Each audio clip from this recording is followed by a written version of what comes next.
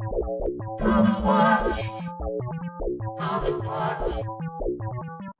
Comixwatch. Now I am become death, the destroyer of worlds. Hello, everybody. Welcome to this week's episode of Comixwatch. I am Rotoscope Enjoyer Nick, and joining me is Tracer Extraordinaire Jared from Comics Lead. How you doing, buddy? Ironically, I don't even draw, so I don't know how I'm tracing. This week we got a really good episode for you. But first, I gotta say some celebrations are in order. Jared, this is for you.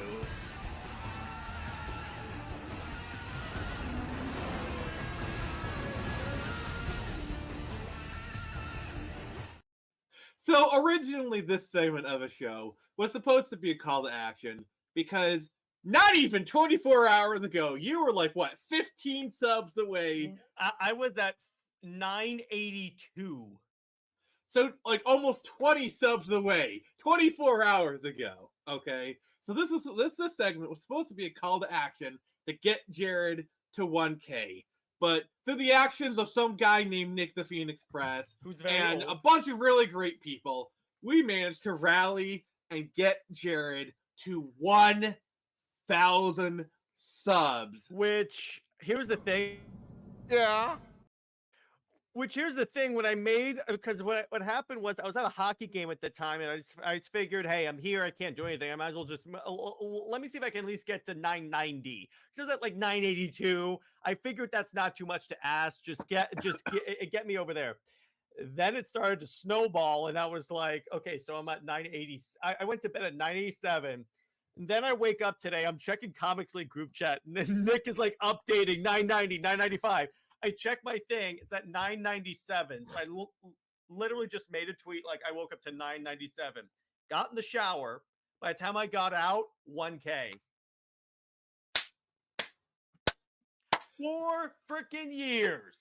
So for those who aren't aware of the YouTube grind, all right, 1,000 subs is kind of that magical number to where you can be fully monetized.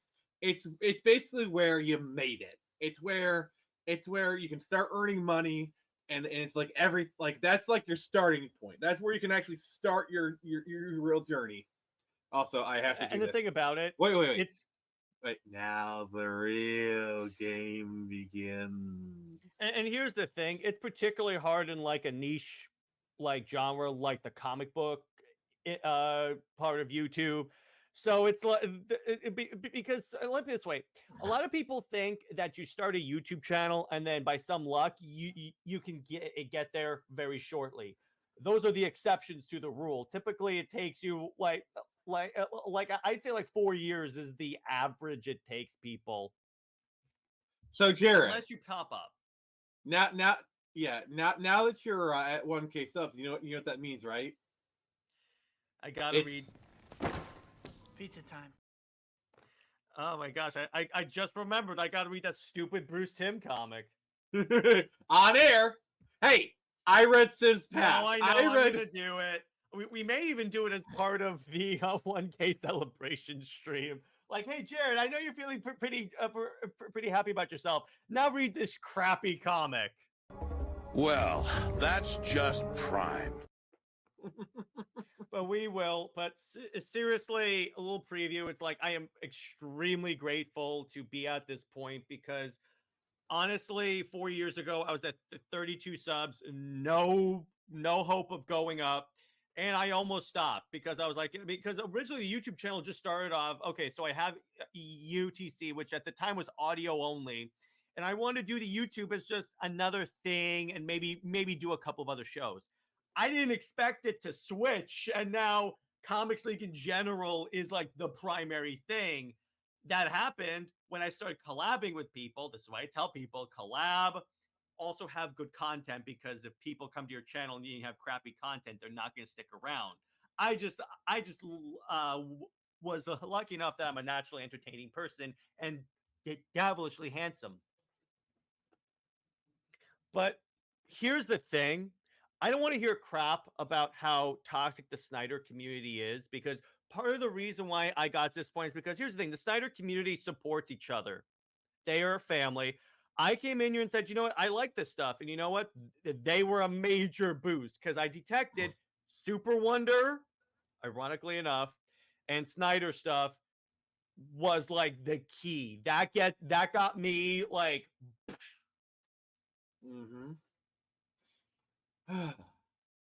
So Jared right now, basically he's feeling like No power in the verse can stop me. No Lois in the verse can stop me. all right. I think we stroked your ego enough for one session. Let's get on to something really interesting, shall we? Oh, okay. Sorry. Are you saying we're gonna go to a faraway Greg land? Yes, actually. So are we talking about the Greg land before time? I have to. Sorry, that was just. I'm doing a Nick. Let me this way, Nick. On your show, someone has to do that. Oh, nice. But anyway, so we're here to talk about the artist Greg Land, who, let's just say, he has a certain style. He's known for certain things. Because here's the thing, because he's an artist that uses a lot of reference, and the thing is, a lot of artists do this because you kind of have to, because you have to know, like, be inspired by stuff. So I get that I get, like Alex reference. Ross. Yeah, Alex Ross. Clearly, Alex Ross uses reference. But the thing about Greg Land, and so this is basically, we're going to be talking about like Greg Land, but also tracing reference and also like an artist using it as a whole, and like where's the line? Can I say one thing? Here's why Alex Ross does it right. The reference that he uses is all stuff that he makes himself. He takes those photos with real people. So it's still so he yes, he's technically tracing it, but he's tracing his own stuff. I mean, if you look at it, he's still adding stuff to it, like, like the Harley Quinn stuff, and then 100%. But I'm saying he's going off of reference that he himself made. That's the key thing. He's going off of his original reference, which I think is totally fine. Also, hats off to the male model here. Like to contort your face like that takes talent. That is solid. That is, and to be, it's kind of funny. You notice which Joker Alex Ross clearly likes. It's Jack Nicholson, his number one guy. Yeah, you are my number one guy. Yeah, that was actually surprisingly good, Jack Nicholson. I don't know where that came from. I do not know where that came from. I was just like, Nick is secretly Jack Nicholson in disguise. That's why he's old. Jared, you've heard my Joker laugh. Yeah, it's really good, and I want that on the 1K celebration, please. I want you to do a Joker impression. I will do that, but remember, that is a one shot, because that is really rough on my throat. It's a one shot. You don't have to go so like extreme on it. No, I will go full ham because it's your anniversary. But just know that is a one shot. You get one shot at it. Yeah. Because that thing is like really rough on my throat. But yeah, so this is Greg Land. This is the problem, is he just takes it verbatim. And he doesn't create his own material. Also, some of the stuff that he goes isn't the best. So he gets inspiration, and this is like an open secret that many YouTubers, including Comic Tropes, have brought up, is from certain adult material, and I think it's a bit of a problem, I think. Yeah. Smart. This one is just kind of hilarious, honestly. Yeah, it's like you'll see like Robert Downey Jr., legit Robert Downey Jr. show up. It's because he takes photos of actual people there and does it. Like look at like the armor, the way the armor is. Like the armor is not cloth. Look at the face mask. Like He has glasses. Like, what the hell? And the problem with it here, like on the X-Men side, or even in the Fantastic Four, is because Greg Land was one of the artists for Ultimate Fantastic Four, where Sue Storm is like practically a teenager, and he draws her like an adult woman, and I believe that's the image you had of her going. Yeah. And I'm just like, and it's kind of icky when you think about it. And the same thing for the X-Men, because he drew a lot of the X-Men, and again, all these people are teenagers, but yeah, I'm like, pretty much. But yeah. What are some other like of like infamous Greg Land examples that you can think of? well, there was actually, you know what? I'll pull that up because for those of you that know me, know that I am a big X-Men fan, and I am, and it's no secret because I freaking love the team. They're like the closest to the Justice League in terms of power level, and that's partly why I like it, because I like the ridiculously powered characters. So the thing is, it's like, so when I see stuff like this, All right, I got the, one more to show that I just dug up. yeah, the thing is, it's really it's strange stuff. Hang on, I'm just going to I'm pulling up an image I found on Twitter that I thought was interesting. Is that the other thing that he likes to do, from what I've seen, is he likes to take his past work and essentially copy paste it and change some things. If you want to check out my thing. Oh, he even rips off himself. Yeah, that's that's the thing that when I see that, granted, that may not be necessarily like immoral, but it's very lazy. Yeah. I mean, in Greg Land's defense, it could always be worse. Because, like, have you seen some of the more recent Star Wars comics? Yeah. Oh.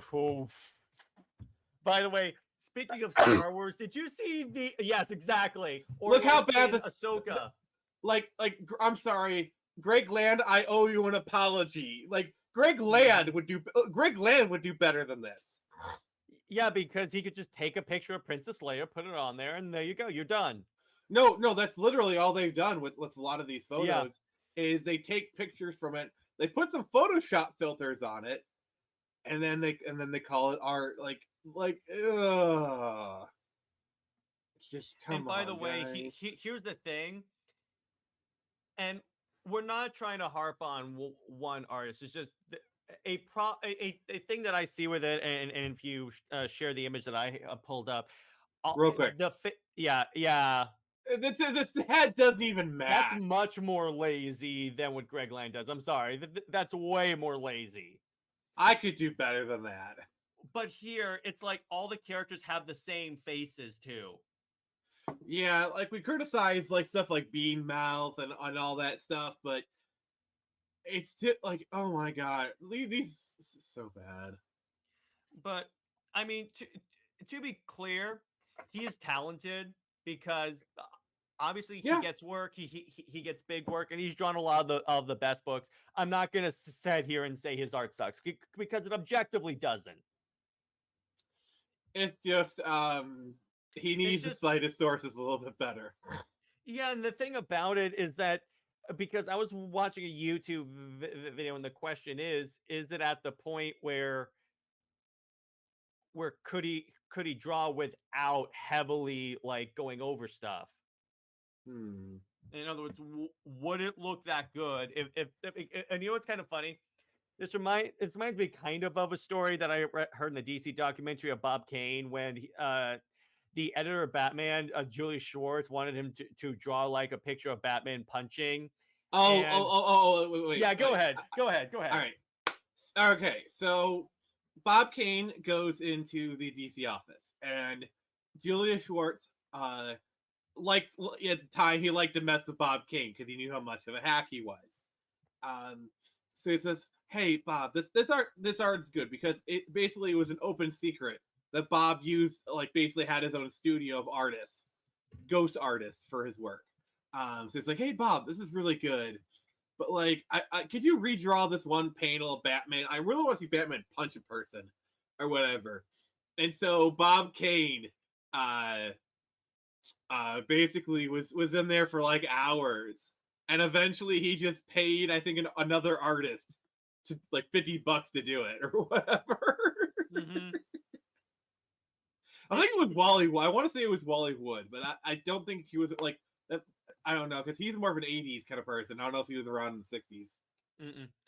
So yeah, I mean, the thing about it, I just it just because here's the thing, I don't think Greg Land's immoral. I just think it's lazy.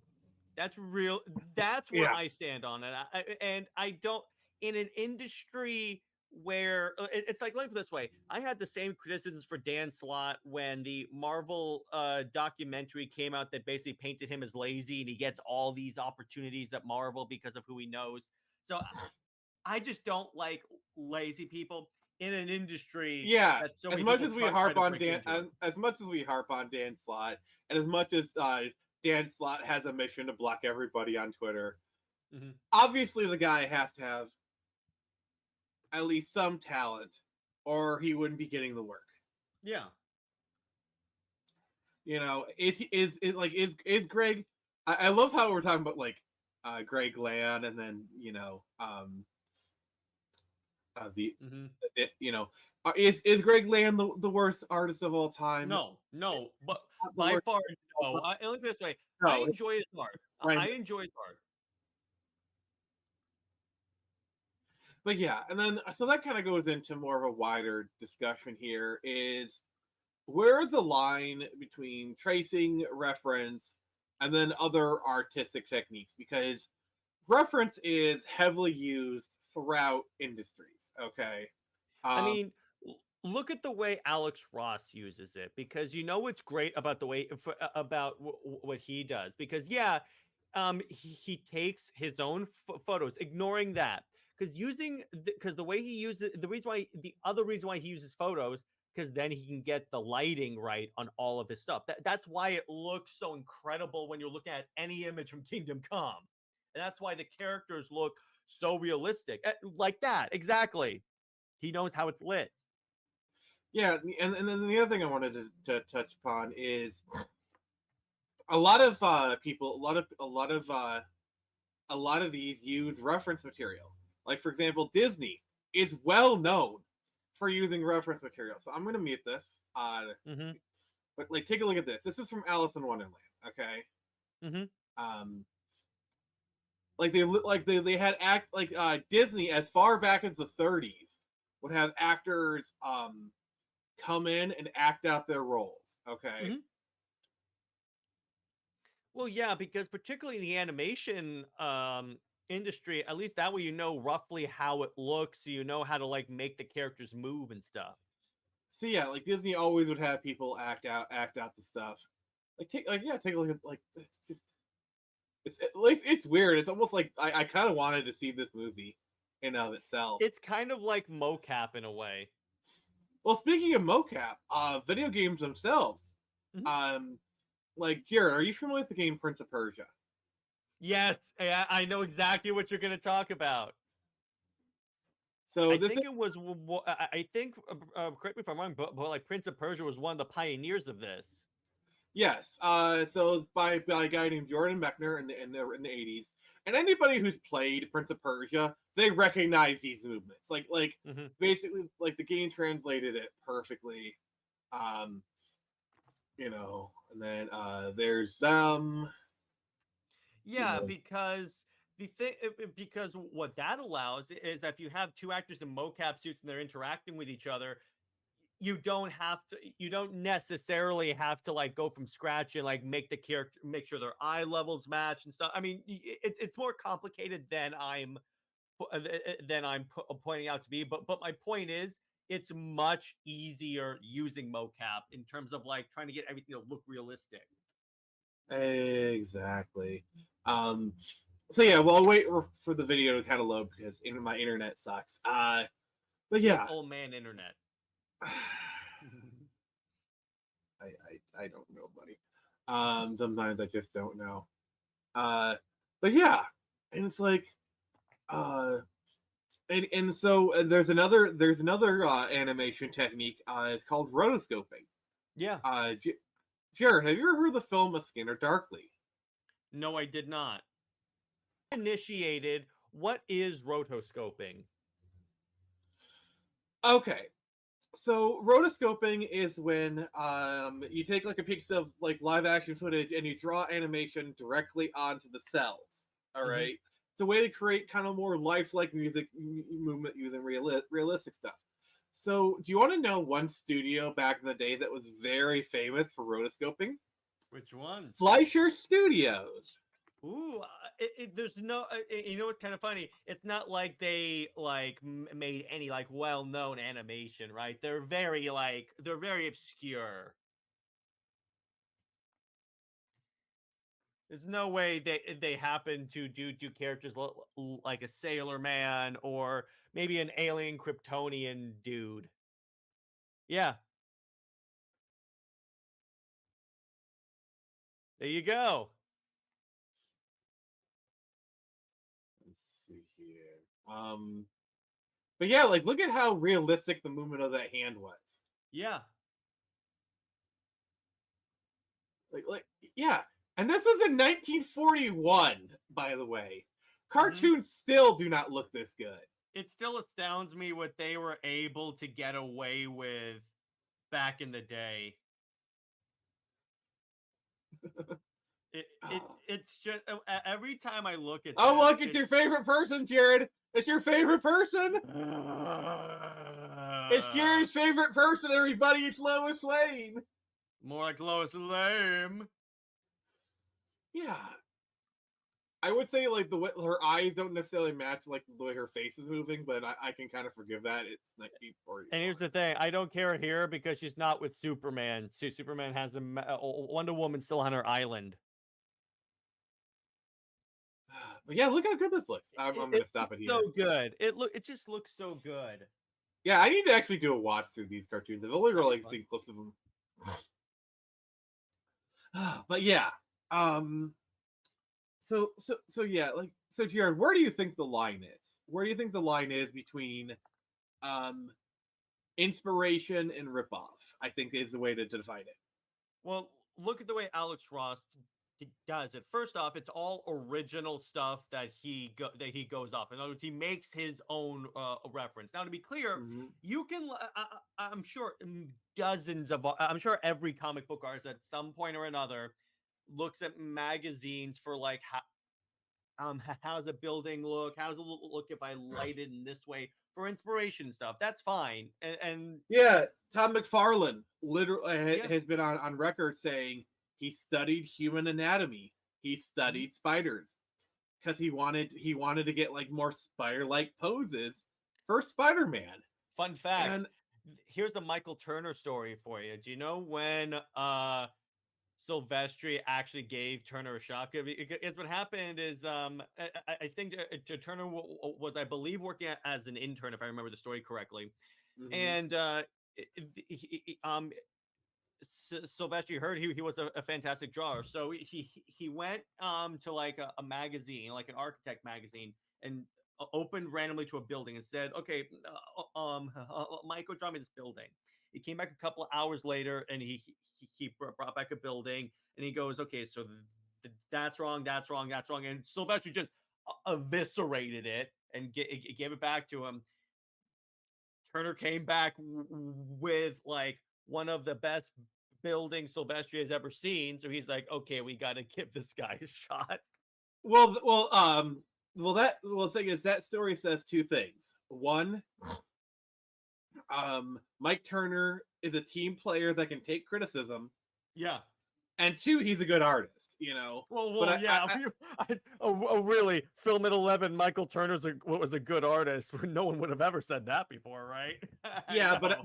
but you got to realize the test also was how hard was how well did he take criticism? Yeah, Yeah. exactly. And yeah, because if you can take, particularly if it's someone that's been in the industry longer than you have, and that's your direct superior, if he's not doing this to be mean, he's doing this to say, hey, fix this.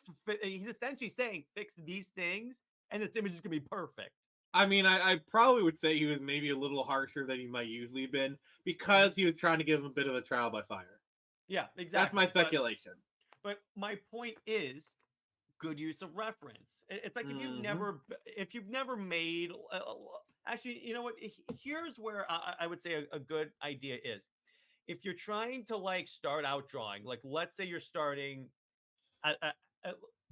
let's say you've never drawn a thing in your life, and you want to like get used to like going over like to like drawing anatomy and like doing pencils.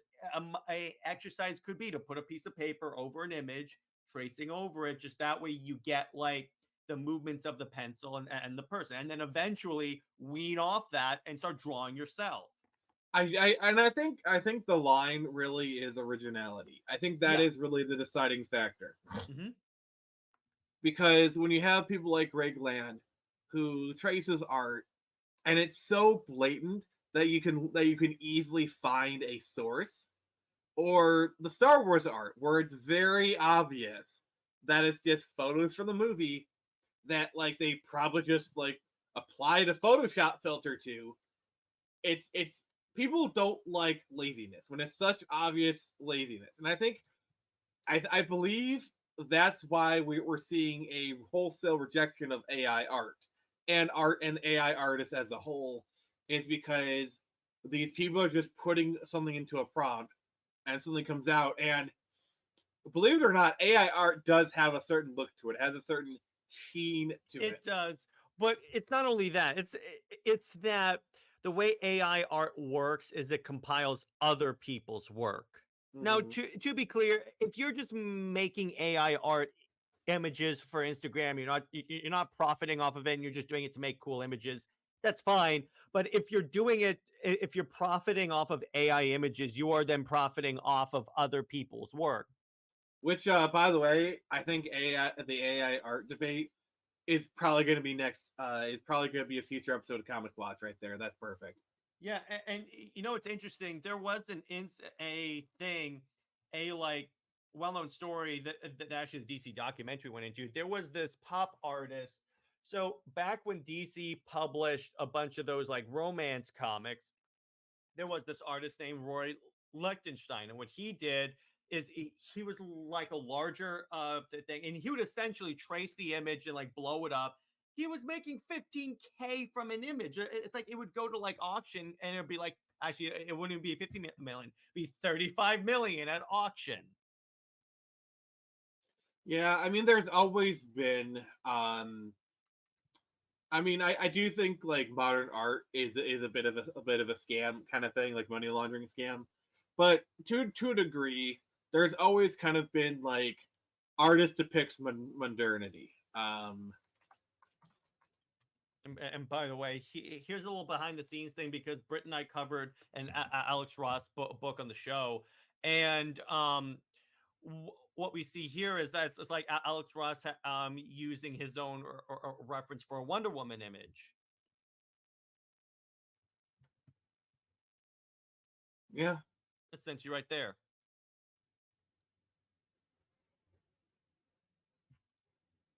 It's one of those things that yeah, it depends on how like blatant it is, I think. And the thing about it is that there kind of is no like catch all answer on how to like avoid it, kind of. yeah. Like for example, are you familiar with the artist Andy Warhol? Yes. So, Andy Warhol literally painted Campbell soup cans, and this is considered one of the seminal pieces of art of our modern times. Campbell soup cans. You know, and so yeah, art is like, a weird thing. Yeah, art is weird because there's an exhibit at a museum. I forget where it is, where it's just a toilet. Yeah, to be fair, that's getting into the modern debate. Which, by the way, the one time I actually laughed in Wonder Woman 1984 is when they went to a modern art museum Yeah. and Steve was like, "Oh, what's this? What is this piece?" And he's like, "It's just a trash can." I love how many people have like photoshopped the image of Justice League on the trash can. It's like no, it's Diana walking around. She go and it's like the Snyderverse DCEU. She goes, it's all art, and then there's Justice League, and she goes, it's just a trash can. I would have photoshopped Wonder Woman, the very movie they're in. But Photoshop that one. Someone else also photoshopped Joss Whedon's head on there. Oh. So, Jared, what are your final thoughts on this whole thing? It's a complicated debate, and to be clear on the whole Greg Land thing, I enjoy his art. I think he's a good artist. In terms of the stuff he produces, he always produces exciting images that work in superhero stuff. Do I wish he wouldn't make teenagers look like they are? Yeah, I do wish that because it's distracting and you can definitely tell. But I'm like, okay, you know what? At least the image is appropriate. Yeah, so this is definitely an interesting discussion. Oh, and Jared, congratulations on 1K subs. You deserve it. And Thank don't you. forget, oh, also, I just want to say I will be unveiling the launch date of Turn Samurai on the Friday Night Frenzy this week. I got some good things ahead of you, and yeah, so just remember, I can only show you the door. You're the one to walk through.